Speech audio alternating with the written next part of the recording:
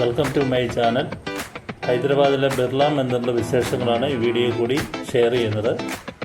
ഹൈദരാബാദ് നഗരത്തിൽ ഏകദേശം 13 ഏക്കർ വിസ്താരമുള്ള ഒരു സ്ഥലത്താണ് ഈ ക്ഷേത്രം സ്ഥിതി ചെയ്യുന്നത്. 1976 ഈ ക്ഷേത്രം പ്രതിഷ്ഠ നടത്തിയത്.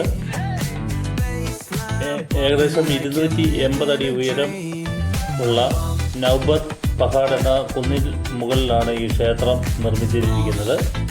രാജസ്ഥാനിൽ നിന്നുള്ള വൈറ്റ് മാർബിൾ ഉപയോഗിച്ചാണ് പൂർണ്ണമായിട്ടും ഈ ക്ഷേത്രം നിർമ്മിച്ചിരിക്കുന്നത്. ബിർള ഫൗണ്ടേഷൻ്റെ കീഴിലുള്ള ക്ഷേത്രമാണിത്. ഇവിടുത്തെ പ്രധാന പ്രതിഷ്ഠ വെങ്കടേശ്വരനാണ്.